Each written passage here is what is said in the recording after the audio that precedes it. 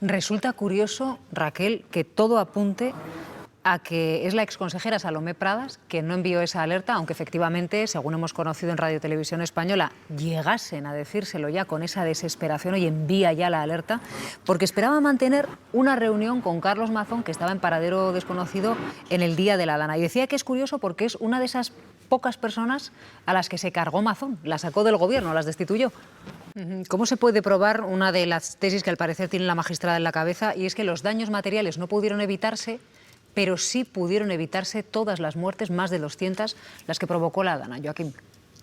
Era francamente difícil en tan poco tiempo poder actuar para evitar eso. Por tanto, ahí estaríamos ante reclamaciones de tipo civil indemnizatorio, pero no ante responsabilidades penales. En cambio, como razona en sus autos la magistrada instructora, sí que parece que era posible con los datos que hay hasta ahora en la instrucción, y hubo tiempo suficiente para alertar a las personas de que se pusieran a resguardo en lugares seguros ante la crecida de unas aguas que va a inundar los bajos. De hecho, la jueza remarca bastante que el aviso parece que no solo fue tardío, sino que además fue equivocado, porque daba a entender que la gente lo que tenía que hacer es no moverse de donde estaba, en sus casas, en sus plantas bajas, y esto todavía favoreció más la catástrofe colectiva que se generó. Por eso está esa diferencia entre daños materiales, porque no era posible evitar la crecida de las aguas, pero sí era posible haber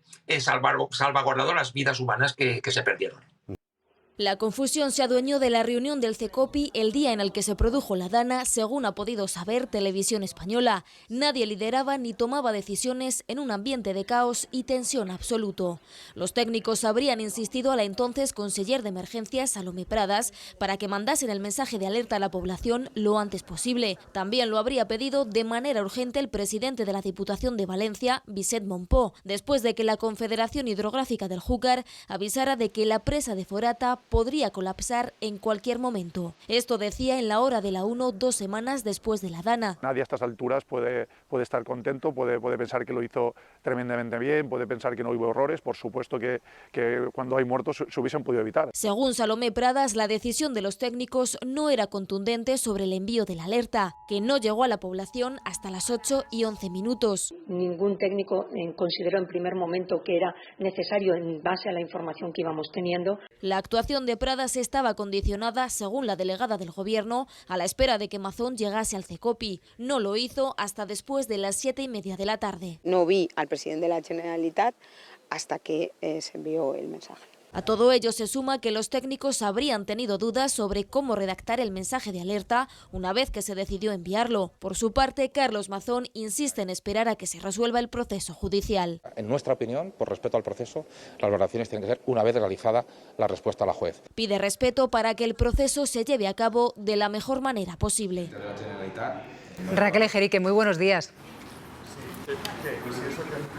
Hola, ¿qué tal? Buenos días. Bueno, desde luego ya tenemos claro qué es lo que va a salir de esa votación de hoy, porque de nuevo Vox va a salvar a Carlos Mazón, ¿no? Bueno, Vox la verdad que tiene un papel muy relevante en el gobierno de Carlos Mazón, porque sin Vox Carlos Mazón no podría ser presidente. La mayoría en la Cámara Valenciana es de 50 y los populares tienen 40, ¿no? Y necesitan esos 13 diputados de Vox. Lo que pasa es que, bueno, han cogido una línea un poco de apretar pero no ahogar, ¿no? Vox aprieta pero no ahoga. Por una parte han sido un poco críticos con la gestión, porque realmente casi nadie puede sostener la gestión que hizo el presidente de la Generalitat, pero siendo críticos nunca le dejan caer, ¿no? Yo creo que la votación de hoy es una prueba importante. Van a pasar dos cosas y pueden parecer contradictorias. Una es que Vox se va a alinear con PSPB y con Compromís para votar contra Gan Pampols, contra el vicepresidente que dijo que le parecía bien la inmigración y que se regularizaran inmigrantes. Va a votar en contra de una propuesta que va a traer este vicepresidente. Sin embargo, va a sostener a Carlos Mazón en esa PNL que pide su dimisión. Lo que pasa es que lo hace también para que no se note, ¿no? Aunque es difícil que no se note que lo está apoyando. Y en ese sentido se enmarca esa propuesta que hizo ayer Vox, el partido ultraderechista, de que votando, que va a votar a favor para que se salve el soldado Mazón, lo que ha pedido es que sea secreto, y además una cosa bastante curiosa, y es que no vamos a poder ver las lucecitas en la pantalla de quién ha votado qué, sino que la mesa del Corts dirá simplemente un resumen de votos a favor y en contra. Lo que pretende Vox así o intenta pretender que no nos demos cuenta que ha apoyado a Mazón frente a la petición de dimisión, ¿no? Entonces, bueno, lo va a apoyar, pero intentando que no se note demasiado. En todo caso, Raquel, aquí, bueno, esto es una PNL que simbólicamente, políticamente importante, pero en todo caso la decisión final de si se va o no se va siempre dependería del presidente o de que hubiera una mayoría alternativa, ¿no?, que presentara una moción de censura, digo. Esto pasa un poco como lo de la cuestión de confianza de Junts. Efectivamente, en ese sentido, realmente que siga o no Mazón depende del propio Mazón y de la capacidad de aguante. Ha entrado aquí por esta puerta que tengo detrás hace unos 10 minutos y ha entrado por la parte de atrás porque delante, como habéis contado, hay una manifestación, pero es que aún así, entrando por detrás, se han oído gritos de Mazón dimisión, Mazón asesino. O sea, él realmente cuando sale a la calle le resulta muy difícil no ser increpado.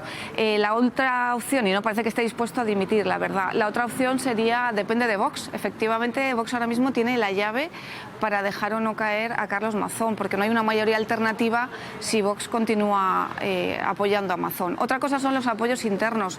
Como sabíamos ayer, el propio presidente de la Diputación de Valencia, que es del Partido Popular, y él sí estaba en el CECOPI desde el primer momento, es un alcalde cuyo pueblo se inundó en la pantanada de Tous. O sea, tiene mucha conciencia, era alcalde entonces, y tiene mucha conciencia de lo que es el agua en Valencia, ¿no? Y hemos conocido que esta persona de enorme relevancia, el presidente de la Diputación tiene una relevancia muy importante y es del Partido Popular y una persona que era muy cercana a Carlos Mazón. Hemos conocido que en el propio CECOPI dijo: mandad ya la puta alarma, ¿no? Esto simboliza bastante, porque simboliza que dentro de su propio partido hay mucha gente que está cerca de Mazón y que no le apoya, pero al final la aritmética parlamentaria lo que nos dice que o bien dimite él por motu propio, que parece que no es el caso, o bien Vox le deja caer, que según lo que vamos a ver ahora en unos minutos tampoco es el caso. Resulta curioso, Raquel, que todo apunte a que es la exconsejera Salomé Pradas que no envió esa alerta, aunque efectivamente, según hemos conocido en Radio Televisión Española, llegasen a decírselo ya con esa desesperación: oye, envía ya la alerta, porque esperaba mantener una reunión con Carlos Mazón, que estaba en paradero desconocido, en el Día de la Dana. Y decía que es curioso porque es una de esas pocas personas a las que se cargó Mazón, la sacó del gobierno, las destituyó. Claro, esa es otra de las incoherencias, porque Carlos Mazón ha mantenido que no podía hacer otra cosa, que con la información que tenía su gobierno hizo lo que pudo. Sin embargo, cesó de manera fulminante justamente a Salomé Pradas, que era la responsable de emergencias, y por cierto, junto al presidente de la Diputación de Valencia, la única que estaba allí, el único alto cargo que estaba allí, que sí estaba en el CECOPI, que lo convocó tarde porque lo convocó a las 5, pero bueno, estaba.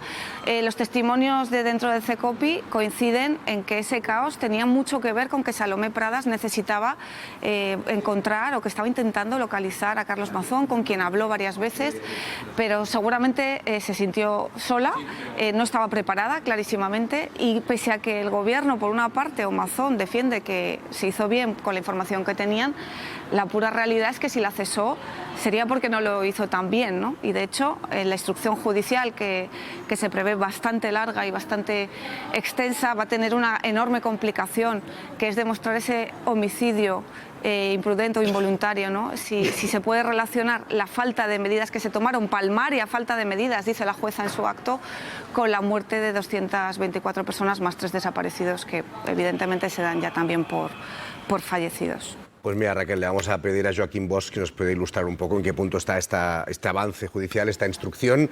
Joaquín Bosch, que ahora ya creo que sí que le podemos saludar, que estaba pendiente de antes. Buen día. Hola, Marc, buen día. Bueno, cuéntanos un poco en qué punto está esta instrucción. ¿Es verdad que la jueza de Catarroja es la que está avanzando más? Incluso se ha pedido reforzar, ¿no?, por parte del Tribunal Superior de Justicia de Valencia ese juzgado para que tenga más instrumentos y más personal para poder avanzar en una instrucción que entiendo que, como comentaba Raquel, es muy complicada. Efectivamente, toda la instrucción de grandes catástrofes, cuando hay centenares de personas fallecidas, implica de muchísimas diligencias a practicar, pero creo que es importante que la jueza en este caso ha ido adoptando decisiones que van delimitando de forma clara el objeto del procedimiento, y esto es muy relevante. Por ejemplo, frente al barullo político en el que se mezcla todo, las actuaciones para evitar la catástrofe o lo posterior, la magistrada instructora ha dejado muy claro que la gestión posterior y las labores de reconstrucción no tienen relevancia penal, y es comprensible, porque lo que ocurrió después no puede generar una relación de causalidad con las muertes. Ella centra la actuación penal en cómo se actuó en las horas previas a que se produjeran las muertes, y si las autoridades que tenían que haber actuado para informar, para alertar a la población de que adoptara medidas proporcionadas, no actuaron cuando tenían que haber actuado, porque esa conducta omisiva es la que puede determinar que concurran delitos por homicidio imprudente, y es esa la línea que está siguiendo la jueza instructora, que creo que es bastante correcta. ¿Cómo se puede probar una de las tesis que al parecer tiene la magistrada en la cabeza, y es que los daños materiales no pudieron evitarse, pero sí pudieron evitarse todas las muertes, más de 200, las que provocó la Dana? Joaquín. Bueno, es una cuestión de análisis de cómo se produjeron los hechos, y ahí creo que estamos ante hechos que no son controvertidos. Hubo una crecida brutal del barranco del Pollo, entre otros ámbitos. También pasó con el río Magro, pero sobre todo las poblaciones que estaban cercanas al barranco del Pollo, y esa crecida era una cuestión puramente atmosférica. Era imposible de detener en esos momentos toda la crecida del agua. Por tanto, todos los coches que estuvieron afectados y en todas las pertenencias materiales, era francamente difícil en tan poco tiempo poder actuar para evitar eso. Por tanto, ahí estaríamos ante reclamaciones de tipo civil indemnizatorio, pero no ante responsabilidades penales. En cambio, como razona en sus autos la magistrada instructora, sí que parece que era posible con los datos que hay hasta ahora en la instrucción, y hubo tiempo suficiente para alertar a las personas de que se pusieran a resguardo en lugares seguros ante la crecida de unas aguas que va a inundar los bajos. De hecho, la jueza remarca bastante que el aviso parece que no solo fue tardío, sino que además fue equivocado, porque daba a entender que la gente lo que tenía que hacer es no moverse de donde estaba, en sus casas, en sus plantas bajas, y esto todavía favoreció más la catástrofe colectiva que se generó. Por eso está esa diferencia entre daños materiales, porque no era posible evitar la crecida de las aguas, pero sí era posible haber salvaguardado las vidas humanas que se perdieron. Parece, Carlos, que en el CECOPI, por el relato que nos van, sobre todo nuestros compañeros del centro de Valencia, que van armando, ¿no?, cada día con algún detalle más, que había conciencia del riesgo, ¿no?, de una tragedia. Más acertado o menos, por ejemplo, el presidente de la Diputación de Valencia temía por la presa de la Forata, ¿no?, que era una de las informaciones que estaban llegando, pero que había como un bloqueo, ¿no?, por parte de, en este caso, la consejera, que era incapaz de tomar esa decisión. Recordemos que ella misma admitió que no conocía que existía el sistema SALER. Por eso es tan importante la presencia o no la presencia del presidente, porque evidentemente, y eso lo dice muchísima gente, ya lo dijo desde el primer día, porque muchas de las cosas que estamos conociendo ahora se conocieron en los primeros días al hablar con la gente que estaba en el CECOPI. Al final era una persona bloqueada políticamente porque tenía que tomar una decisión muy difícil. No nos olvidemos que está en una situación de agobio, mandar una alerta a toda la población, tomar decisiones que afectan a mucha gente, y claramente no era ni una persona con fuerza política para tomarla, en el sentido de que era una persona que llevaba unos meses, no era una persona de estructura política importante, casi entró medio de casualidad en ese puesto, porque cayó Vox, que es que todo es muy importante. La política, si algo demuestra que la política es fundamental para la vida de las personas, por toda la gente que dice, bueno, son todos iguales, da igual quién esté gestionando, da igual. No, es muy importante quién esté gestionando cuando pasan cosas. Fue muy importante que se rompiera, para todo, explicar todo, fue muy importante que se rompiera el gobierno del PP y Vox, porque la ruptura del gobierno del PP y Vox provocó un vacío de poder justo en las zonas sensibles de la emergencia, que eran de Vox y que pasaron a ser del PP y que estuvieron con puestos que no se cubrieron. Mucha de la gente que tomaba las decisiones llevaba muy poco en ese puesto, acababa de llegar y no tenía esa fuerza política, y esta consejera claramente no la tenía, no tenía ni la experiencia, ni la trayectoria, ni la fuerza política, que los que estamos todo el día en la política sabemos que es muy importante, la capacidad de decidir sin que tu jefe te lo diga. Eso es muy importante, ministros que tienen esa capacidad, ministros que no. Ella claramente era una consejera que no, y por supuesto estaba esperando las instrucciones del jefe.